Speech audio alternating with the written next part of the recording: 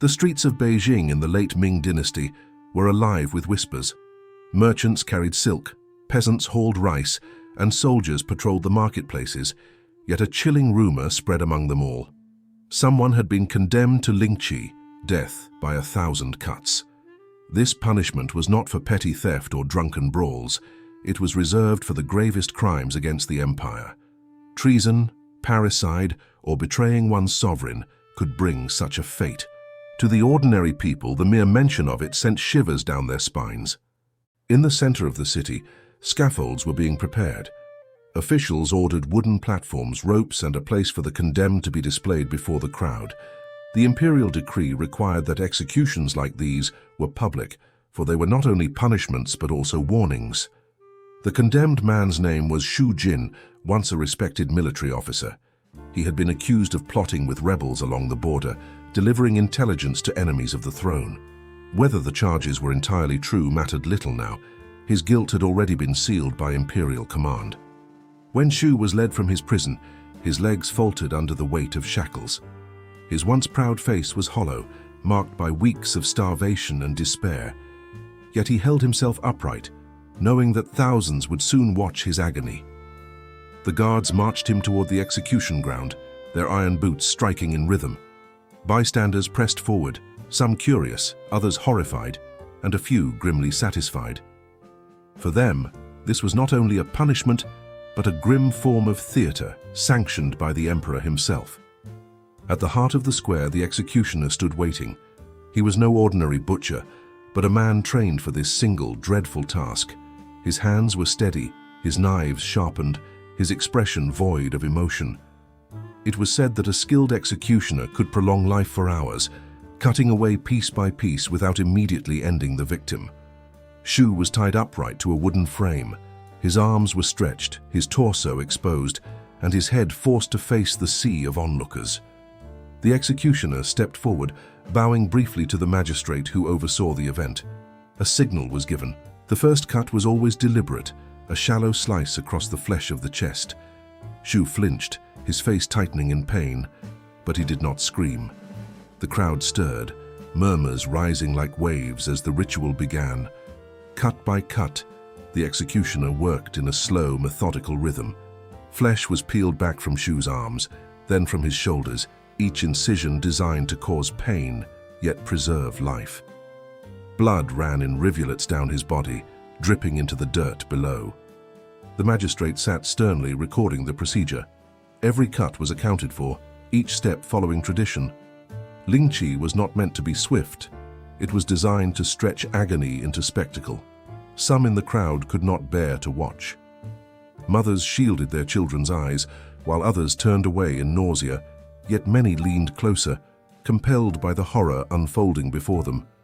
The empire demanded obedience, and this was its cruelest reminder. Shu finally groaned, his voice breaking into a low guttural sound as the cuts deepened. His strength waned, though he fought against the urge to collapse. He was bound so tightly that even in weakness, his body remained upright for the crowd's gaze. The executioner showed no malice. He simply continued, cutting at thighs, calves, and arms, ensuring the wounds bled, but did not kill too soon. His skill was not in violence, but in restraint, maintaining the delicate balance between pain and life. Shu's face grew pale as blood loss began to take its toll. His lips trembled, words forming without strength, though no one could hear them. Perhaps he prayed to his ancestors, or perhaps he cursed the empire that condemned him. The crowd shifted again, their whispers mingling with the smell of blood in the air. To some, Shu was a traitor receiving just punishment.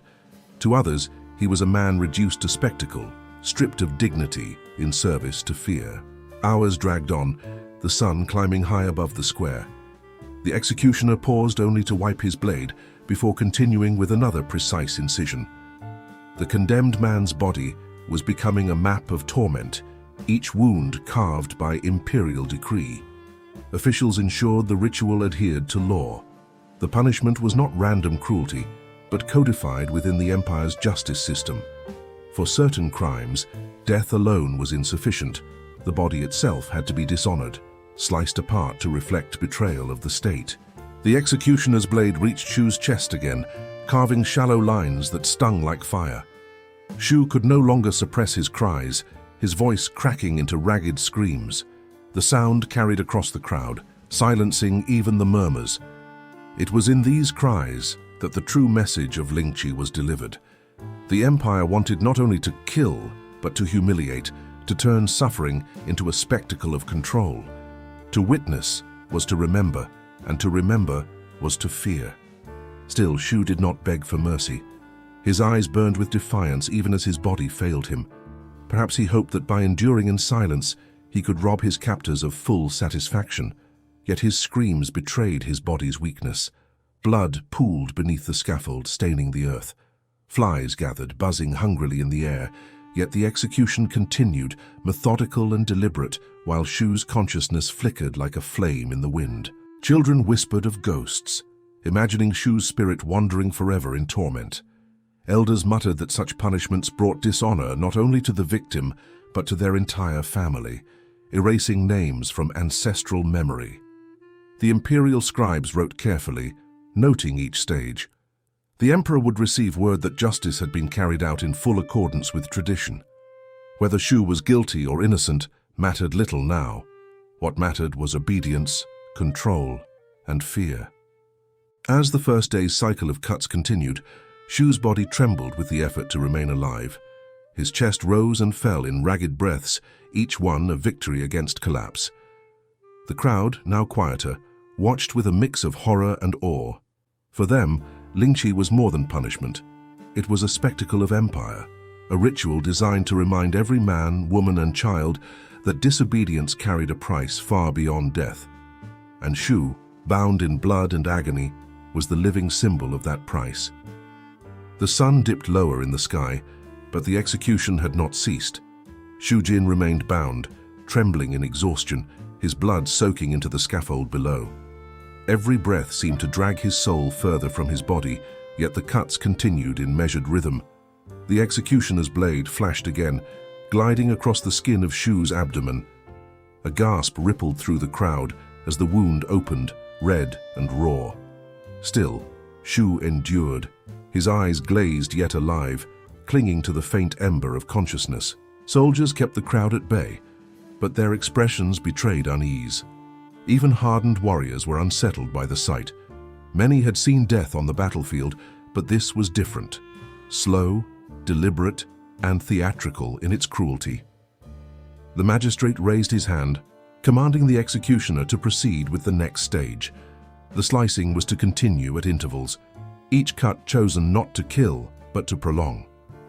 Justice demanded duration, and duration demanded precision. Shu's body sagged against the bindings, but the ropes held him upright.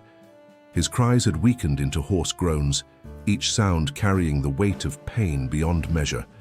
The crowd shifted uncomfortably, torn between fascination and pity. Onlookers whispered tales of past executions, comparing details. Some recalled criminals who fainted early, others who screamed until their final breath. Shu, however, lingered, his torment stretching further than most could bear. The executioner moved with steady patience, carving shallow lines into Shu's legs. Blood dripped steadily, forming a dark pool that spread beneath the scaffold. The stench of iron filled the square, mingling with dust and sweat. The magistrate leaned forward, studying the condemned closely. Each moment was a testament to the empire's authority. Lingchi was not merely death. It was a ritual performance, a political tool designed to sear obedience into the hearts of all who watched. Some in the crowd whispered prayers for Shu's spirit, fearing his ghost would return to haunt the city. Others sneered, convinced he deserved every slice for his betrayal. The crowd itself was divided, but all were bound by the spectacle. Shu's mind drifted in and out of clarity. He saw faces in the crowd blur into shadows, voices stretching into echoes. In fevered moments, he imagined his family, his home, and the ancestors he would soon meet. The executioner cut once more, this time at the shoulder, peeling skin away in careful strips. Shu's scream pierced the air, ragged and broken, causing several women to turn their faces away. Children clung to their mothers, trembling. Yet the crowd did not disperse. They remained rooted, compelled by fear as much as curiosity. The empire demanded that its subjects witness what happened to those who defied it. To leave would be to miss the lesson carved in blood. Shu's body was weakening, but life clung stubbornly to him. The executioner paused, wiping the blade, waiting for the magistrate's nod before continuing. Every action was deliberate, ensuring that the punishment fulfilled its intended terror. Blood loss made Shu's vision swim, yet he refused to let go entirely. Perhaps pride held him, or perhaps spite. To endure every cut was to deny the empire the satisfaction of an easy collapse. His suffering itself became defiance. The magistrate ordered a brief halt, allowing scribes to record the number of cuts so far. Their brushes scratched against parchment, counting strokes of the blade like beads on a rosary of suffering. Shu's chest rose and fell unevenly. His breathing rattled, shallow but persistent. The pause was not mercy but part of the ritual. Suffering had to be extended, measured carefully between life and death. When the signal came again, the executioner resumed, slicing delicately at the flesh of Shu's cheeks. The crowd recoiled at the sight of his face disfigured, yet none could look away. Shu groaned, his voice too weak for screams now. Time blurred into a haze of pain.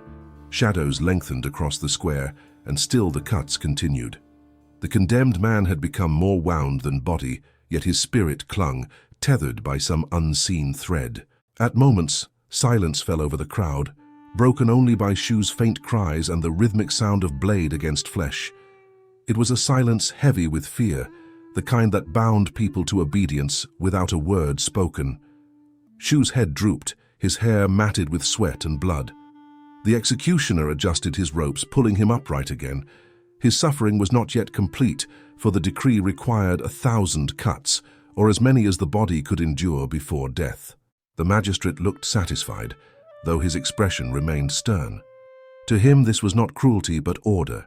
The empire had been challenged, and the response was carved into flesh for all to see. Shu's lips moved silently, whispering words that only he could hear. Perhaps it was a prayer, or perhaps a final curse against those who condemned him. Whatever it was, it vanished into the evening air. The crowd stirred again, some murmuring that Shu had lasted longer than most. His endurance became its own legend, whispered with awe and dread. Even in agony, he refused to die quickly, denying the executioner an easy end. The executioner worked on, sweat glistening on his brow. His task was as grueling as it was precise, requiring a balance between cruelty and restraint. To kill too swiftly would dishonor the ritual. To delay too long would exhaust the crowd's patience. Shu's skin was torn, his body trembling, yet life still clung to him stubbornly. His eyes flickered open, catching glimpses of faces in the crowd, though he could no longer distinguish friend from foe. As dusk settled, torches were lit around the square, casting flickering shadows on the scaffold. The execution continued into the night, the firelight illuminating every drop of blood, every wound, every labored breath. The night air grew cooler, but Shu's body burned with pain. His consciousness flickered like a candle in the wind, sometimes sharp, sometimes fading into darkness. Yet still, the cuts came. The magistrate finally signaled for a pause. Shu slumped against the ropes, more corpse than man, but still faintly alive. The executioner stepped back, knives dripping, waiting for the next command. The crowd began to murmur again, their voices carrying awe, fear, and unease. What they had witnessed was more than punishment. It was the empire's power etched into living flesh, a warning none would forget. And Shu, broken yet breathing, remained bound to the scaffold, awaiting the continuation of his torment as the empire demanded. The torches crackled in the night air, casting a dim orange glow over the scaffold. Shu Jin's body sagged forward, a husk of the proud officer he once was. His breathing was faint, shallow, and ragged, yet he remained alive, clinging to the final threads of consciousness. The crowd had not dispersed, though fatigue weighed on them. Some leaned against walls, others sat in silence, but all stayed to witness the conclusion. No one wished to miss the moment when the condemned man would finally collapse into death. The magistrate gave the signal, and the executioner stepped forward once again. His knives gleamed in the firelight, streaked with dried blood. He approached Shu with the same calm precision, as though this final stage was nothing more than duty. Shu groaned as the blade sliced into his side, the pain shocking his body back into awareness. His eyes opened briefly, reflecting the flicker of torchlight. The crowd leaned forward, listening to the sound of steel against flesh, the sound of agony prolonged. Every cut now seemed to echo louder than before. Shu's voice was hoarse, but faint cries escaped, carried by the night wind. The crowd shifted uneasily, torn between pity and the grim fascination that had kept them rooted to the square. The executioner worked slowly, cutting thin strips of flesh from Shu's body, each one deliberate, each one designed to extend the torment. Blood soaked through the ropes, dripping steadily into the dirt below. The pool beneath him had grown dark and thick. Shu's head slumped, but he did not fully collapse. The bindings forced him upright, turning his broken form into a spectacle for the Empire's authority. He was more symbol than man now, an example carved into flesh for all to see. The magistrate nodded for the next stage, and the executioner moved to Shu's arms. He carved with practiced ease, removing flesh without striking too deep. The condemned moaned, his body twitching helplessly against the ropes, still alive, still enduring. The crowd began to murmur again. Some whispered that Shu's spirit would linger forever, cursed by the dishonor of such a death. Others argued that his endurance made him stronger than the Empire itself, defying it even as he died. Shu's vision blurred, but he caught glimpses of faces in the crowd. They swam before him, shadows, shapes, smears of color, and then vanished again into darkness. He no longer knew if he dreamed or lived, if his pain was real or part of another world. The executioner moved lower, slicing along Shu's thighs, careful to avoid arteries. His skill ensured the condemned would not die too soon. Lingchi was not about ending life swiftly. It was about prolonging the spectacle until no strength remained. Shu cried out again, his voice thin and broken, barely audible over the crackling torches. His scream carried through the square like a ghost's lament, chilling even the soldiers who stood guard. Yet still, the ritual continued. Hours dragged on, the night deepening around the square. The crowd grew restless but did not leave. To witness Lingchi was to be bound by fear and awe, to see firsthand the Empire's unyielding power.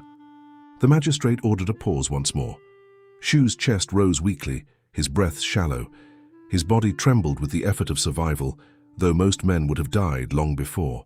Even broken, he remained alive, enduring every slice. The scribes recorded the cuts, their brushes scratching steadily across parchment.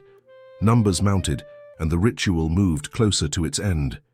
Yet Shu's endurance forced them to record more than usual, making his punishment even more infamous. The executioner approached again, this time lifting his blade toward Shu's chest. He carved into the flesh slowly, peeling layers away.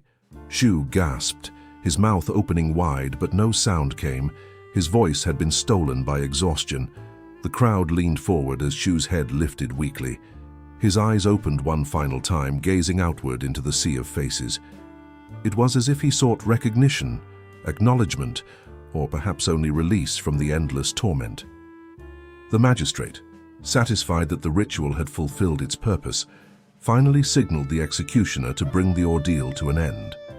The crowd stiffened, holding their breath, waiting for the final act. The executioner nodded, raising his blade for a decisive stroke.